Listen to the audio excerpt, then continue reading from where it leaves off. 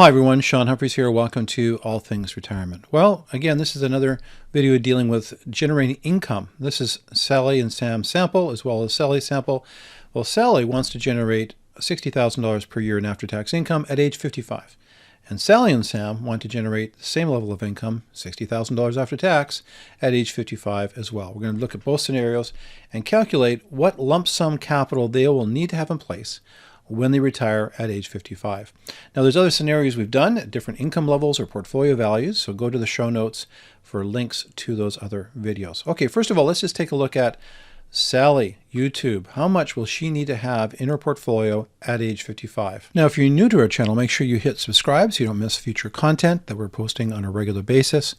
As well, in the show notes, there's links to various educational courses we put together on a few aspects of retirement income planning. And finally, if you want to find out how to get a complimentary retirement income planning forecast, there's a link back to our website where you can get more information about that complimentary service. Okay, let's look at Sally. She's going to retire in her 55th year. She wants to know how much money does she have to have in place by that date. She's sick and tired of her job. She wants to transition to retirement. We have her living until age 90. And that's $60,000 per year. We've indexed at 3% per year. So $60,000 per year by age 65 will need to be $83,054. By age 75, it'll need to be $101,618.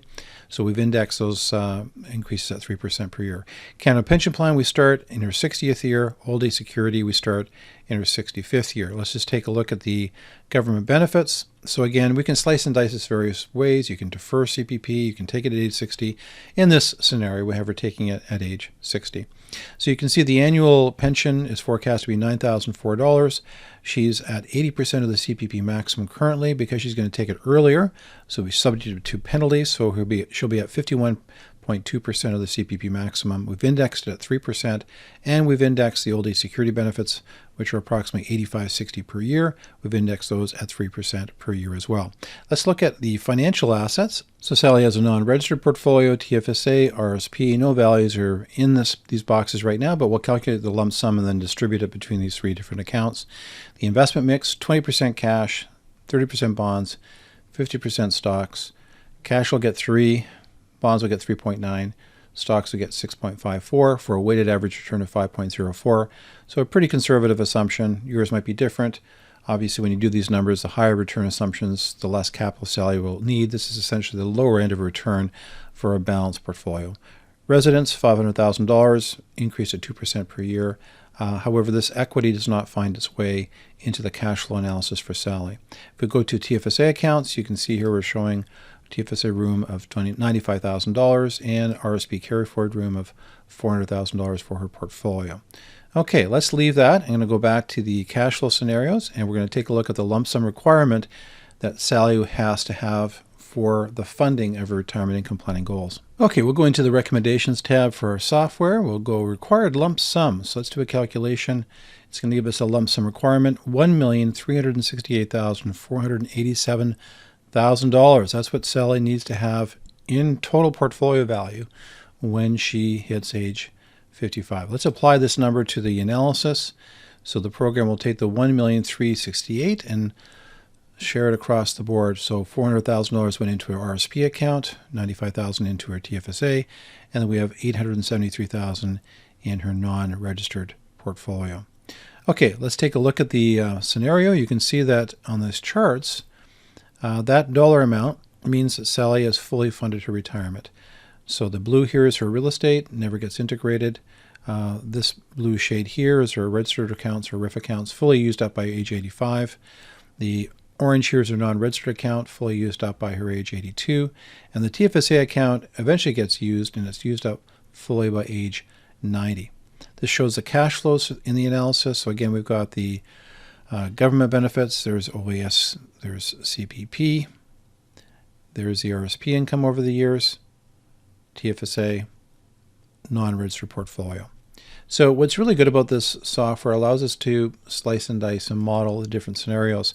Well, what would happen is right now the default deaccumulation strategy on this plan is non-registered assets, then registered, then TFSAs. So in that scenario, we're fully maximizing the opportunity, fully funding the cash flow requirements. Let's go and change this. I'm going to move this to registered accounts. So I'll go to RSPs, then non-registered portfolio. We'll change it so it's copied down to age 90, and then we'll rerun the numbers to see if that's more efficient. Let's click Run Scenario.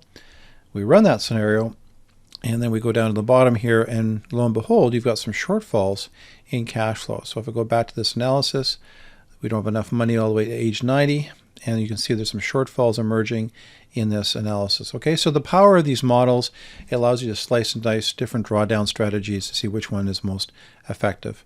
But again, if we go back to Sally's scenario, bottom line is $1,368,487. Let's take a look at now Sam and Sally. Now we're going to look at the power of a couple situation where now we've got a couple where they're both getting government benefits. How much capital will they need at age 55 to fully fund the goal to age 90? So for the analysis we did for Sam and Sally, all the assumptions pretty much are the same. If you look at the weighted average return on the portfolios, just over 5%. We have 3% inflation, $60,000 per year in after-tax income, or $5,000 per month. We index government benefits at 3% as well. You can see that the benefits for CPP for both Sam and Sally are the same. 51% of the maximum, just over $9,000 a year for Sam. If we go to Sally, same kind of numbers, just over $9,000 per year, 51% above CPP maximum.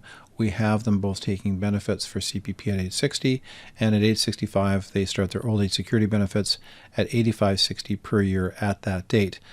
So all those assumptions are pretty much the same in terms of benefit rates. If we go to assets, again, if you look at the TFSAs, they both will have unused room of $95,000. That's for Sally and for Sam.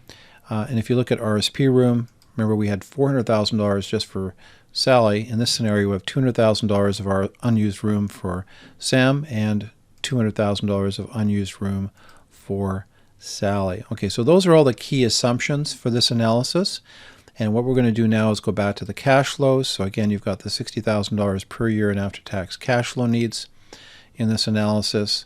If we go through to the recommendation tab, you can see here, if we do calculation, how much money will they need for retirement?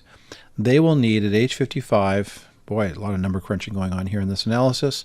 At age 55, they will need $929,238. So there you have it, the two scenarios. So Sam and Sally, together as a couple, both had government benefits.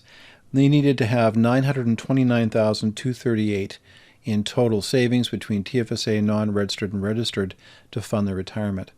Sally on her own, just with one set of government benefits, needed $1,368,487. That's a difference of $439,249 between those two scenarios. Again, one of those unfortunate biases that we see within the financial system, two can certainly live more economically than one on a whole bunch of levels. I hope you find that helpful. So the power of these models is that you can slice and dice different scenarios. If you'd like to get your own retirement income planning analysis, again, go to the show notes. There's a link back to our website where you can find out how you can get a complimentary analysis, as well as links to various educational resources on retirement income planning. And if you haven't subscribed yet, make sure you do that so you don't miss future content. Anyway, wishing you all the best in your retirement and wealth planning journey. You take care. Bye-bye.